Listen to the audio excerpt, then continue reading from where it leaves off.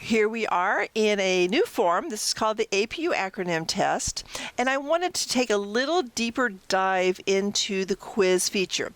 As you may, if you watched the previous video, you would have seen how we can set up a quiz, but as a refresher, you go to Settings, and then there's a section here called Quizzes, and you would turn on the Make This a Quiz. And your options here, you can have them, as soon as it's done, immediately release the grade. And this is a fun test that new employees get at the end of their first month, just to see how many of the APU acronyms they've learned. As part of it, I want them to see what questions they missed. I want them to see the correct answers, and then there's the point values that they can see. So to set this up, you can do it in either order. You can create all of it and then turn on the quiz feature and click here. And this is where you could edit and make changes. Here where it says answer key, you click on that, and then you can tell it what is the correct answer.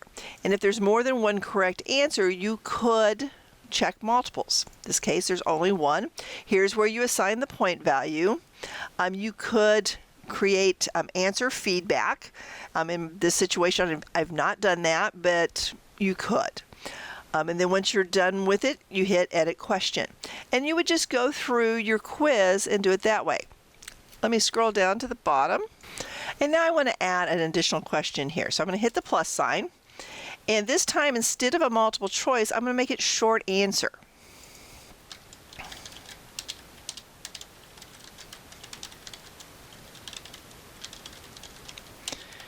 What was the name of APU's first president? And then I'll go to the answer key, and I can assign the points. Look at that. It'll be a 5-pointer. And here is the correct answer. Now you will notice below it says exact matches will be marked as correct. Other responses will need to be manually graded. So that you can do short answer, but again, you're going to have to go back and double check if they don't get an exact answer. Once they start answering, and I'm going to go ahead because this isn't part of the actual quiz, I'm going to go back into edit mode and delete this question. You'll notice up here next to questions, that's what we're looking at right now, there's a place for responses. And this is a new form, so there's only 3 responses. And I see right off the bat the average, the medium, the point range. So far, no one's gotten 100% yet. And you see different graphs and can see which ones that are getting missed as you scroll through. That is one example of how you can look at the responses. Another way to look at responses is right here. Open a spreadsheet. And when I click on this link, the first time it's going to come up and ask me, do I want to create a new spreadsheet? And it's going to give it the same name as my form, but it'll put the word responses in parentheses, or I could add it to an existing spreadsheet if I wanted to.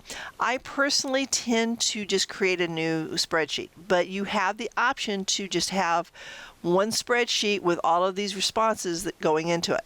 And I hit create, and then it will open it up for me.